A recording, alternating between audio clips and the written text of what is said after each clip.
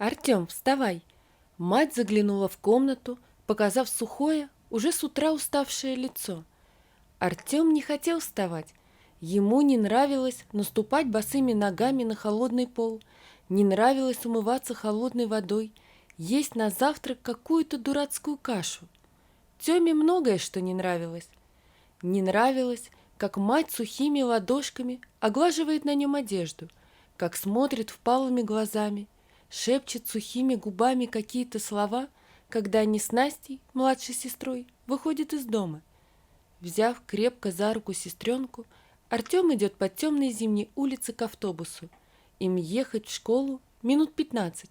Можно и поспать, привалившись к окну. Артем знает, что мать не родная. Давно, уже года 3. Рассказала бабушка, когда они с Настей гостили у нее.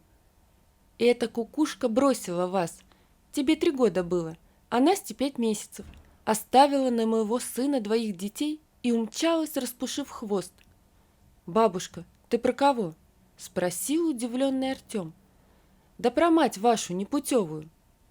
«Ты что-то, видимо, путаешь. Мама дома, с Толькой и Валенькой осталась». «Мама», – проворчала бабушка, – «не мать она вам, а мачеха. У вас с Настеной другая мать, которая родила. Говорю же, кукушка. Подбросила кукушат и улетела». По приезду домой Артем задал маме вопрос, правда ли она не родная. Та присела на лавку и сложила руки на коленях, посмотрев беспомощно на отца.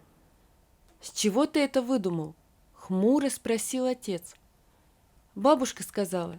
Еще сказала, что наша с Настей мать — кукушка. «Не слушай бабку, совсем из ума выжила старая. Она просто мамку не любит вашу, вот и плетет что ни попадя». Отец строго посмотрел на Артема. «Понял? Да, папа. Иди поцелуй мать, ты ее обидел этими словами». «Хорошо, папа». Потом Артем услышал разговор матери с отцом, в котором мать печалилась, что Артем рано или поздно узнает, и предлагала отцу все рассказать мальчику. «Не надо ничего рассказывать», — отмахнулся отец. «Он маленький, все забудет». Но Артем не забыл. Он, наоборот, вспомнил. Большая светлая квартира, тепло, большое окно, мама.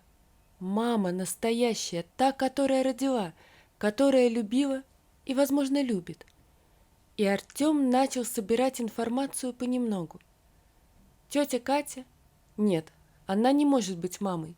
Хоть у нее и ласковый голос, мягкие теплые руки, красивое лицо, тетя Катя – папина двоюродная сестра. Она очень любит Артема с Настей, Толю с Валенькой тоже любит, но Теме кажется, что их с Настей она как-то особо сильно любит. Про себя Артем с тех пор, когда понял, что мама вовсе не мама, стал называть ее мать. Тетя Катя подарила Теме телефон, объяснила, чтобы всегда на связи был. «Зачем?» — хмуро спросил отец. «Баловство это». Артем начал искать контакты мамы. Мальчику казалось, что тетя Катя не просто так подарила ему телефон, что он обязательно найдет маму с красивым лицом и мягкими руками. Артем ждет, что мама вспомнит о них и приедет. В каждой женщине он высматривал маму. Но в их маленьком поселочке, затерянном далеко в тайге, было всего несколько женщин, и они все не были его мамой. «Миша», — говорит тетя Катя, — «почему бы вам не вернуться в город? Посмотри на Веру, ей нужен врач». «Я хорошо, я нормально», — испуганно говорит мать и смотрит на отца. «Здесь свежий воздух», — не поднимая головы, говорит отец. «Вере на пользу». «А дети?» — не унимается тетка. «Им приходится ездить за 3-9 земель в школу». «Здесь свежий воздух», — продолжает бубнить отец. «Ты эту тоже загнать хочешь?» — шепчет тетя Катя, когда мать выходит во двор. А Артем сидит под открытым окном и не дышит, стараясь не пропустить ни слова. «Ты что творишь? 1 с 4 остаться хочешь?» «Здесь свежий воздух, ей на пользу», Бубнит одно и то же отец. Ты подумай о детях. Я о них и думаю. Нет, протянула тетка, ты о себе думаешь, эгоист. От себя бежишь и других мучаешь, только себя любишь. Они понизили голос до шепота, но Артем понял, что тетка с отцом ругаются. Потом тетя Катя вышла, бросила взгляд на смотрящую на нее мать, едва качнула головой, попрощалась с детьми и уехала. А Артем продолжал ждать и искать маму. Ему казалось, что мать догадывается об этом. Теме было стыдно и жаль мать Веру, но он ничего не мог с собой поделать. Ему казалось, что как только он найдет маму, сразу все изменится.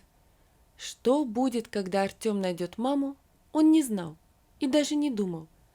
А потом случилось это. Мать упала. Ее положили в больницу. Приехала бабушка Нина. Это мама матери. Она очень редко приезжает. Ругалась очень на отца, кричала, упрекала, забрала Толю и Валеньку и уехала. Дети плакали. Они не хотели ехать с почти чужим человеком. Они плохо знали бабушку Нину. Отец сидел, положив тяжелые, натруженные руки на стол и опустив голову. «Пап, а когда мама приедет?» – спросила Настя. Отец дернул плечом и ничего не ответил. «Я хочу к маме!» – заплакала Настя. Отец встал и молча вышел из дома. Настя продолжала плакать. Артем прижал сестренку к себе и погладил по голове и спинке. «Я хочу к маме!» – плачет Настя. «Когда мы поедем к маме? Почему бабушка забрала Толю и Валеньку?» «Они маленькие, Настя. А мать, мама, в больнице. Она заболела. Понимаешь, мы завтра к маме в больницу поедем. Хорошо?» Артем посмотрел на вернувшегося отца, тот хмуро кивнул. «Найдешь больницу?» – спросил утром отец у Темы. «Конечно, пап. Смотри за сестрой. Вот деньги. Возьми там матери фруктов, не знаю, что еще. И себе с Настей», – смягчаясь, сказал отец. «Хорошо, папа». Она лежала в палате с другими тетеньками. Глаза вспыхнули, когда увидела их. Настя заплакала и побежала к матери. Артем сел рядом. «Ты надолго сюда?» – спросил, хмурясь, подражая отцу. «Не знаю, сынок. Думаю, что нет. Сердце что-то зашалило. А так я здорова. Как там дела дома?» Бабушка забрала Толю с Валенькой. Опять заплакала Настя. «Зачем?» «Мама, поедем домой. Без тебя плохо». Артем сидел, опустив голову. «Сынок, Артемка», — позвала она. «Вот, держи». «Что это?» «Адрес. Здесь недалеко. Через 2 дома от больницы. Я знаю, что ты ищешь. Сходите. Простите меня». «Артем, куда мы идем?» — спросила Настя, едва поспевая за братом. «В одно место, Настя». Артем спешил. А вдруг мамы не будет дома? А вдруг они ей не понравятся? То, что мать Вера дала адрес мамы, он нисколько не сомневался. Вот дом. Передохнул. Фух. Крепко взял Настю за руку. Придирчиво оглядел. Бордовое платье, как у принцессы. Косы спускаются до самой попы. Артем заплетал сам. Он умеет. Белые колготки, ажурные, туфельки черные. Красавица, как куколка. Посмотрел на себя, наглаженные брюки, белая рубашка, начищенные туфли и приглаженный чуб, ногти и уши чистые. Они должны ей понравиться. Сейчас увидит, какие они, и... Артем не знал, что должно случиться. Он волновался. Мама, мамочка, с мягкими теплыми руками и нежным голосом. Их с Настей родная мама. Он позвонил в дверь, замер, опять позвонил и отступил на шаг, держа крепко Настю за руку. Дверь открыла красивая молодая женщина. Она с интересом и улыбкой смотрела на ребят. «Мама, там кто?» К женщине подбежала девочка лет 6, вылитая Настя, да и Настя похожа на нее, маму. Девочка с любопытством смотрит на детей. Лена, иди присмотри за Костиком. Маме нужно отойти во двор, на лавочку. Мама, а кто эти ребята? Лена. Женщина закрыла дверь и быстро пошла вниз, нервно оглядываясь и показывая детям, чтобы они шли следом. Она не узнала их. Понял Артем. Надо сказать, он сразу узнал маму, мамочку. «Здравствуй, мама», — сказал тихо. Настя удивленно подняла на него глаза. Мама замерла, потом быстрым шагом зашла за дом. На земле валялись битые бутылки, окурки сигарет, пакеты. «Что-то случилось с вашим отцом? Почему вы здесь? Почему вы одни?» Мама сыпала вопросами. Настя испуганно смотрела на чужую тетеньку, а Артем смотрел и вспоминал. «Мама, это же мамочка!» «Папа нормально!» Наконец-то выдавил он из себя. «Наша мама в больнице, у нее сердечко заболело», — сказала Настенька. Мама безразлично посмотрела на девочку и опять впилась взглядом в Артема. «Это он? Это он заставил вас прийти ко мне? Что ему надо? Денег? Что? Чего он хочет? Зачем он прислал вас?» «Мы сами, мама. Я просто...» «Что? Что сами? Он научил вас врать? Он, подлец, однажды чуть не разрушил мою жизнь и опять хочет? Он хочет, чтобы я... Передай своему отцу, чтобы не смел, даже не думал. Я... Отец ни при чем. Я искал тебя». «Зачем? Зачем? Тебе надо денег? Да? Ты пришел меня шантажировать? Ты такой же, как твой отец». «Нам не нужны ни твои деньги, ни ты. Слышишь? Никогда, никогда не появляйся в нашей жизни. У нас есть своя мама. Идем, Настя».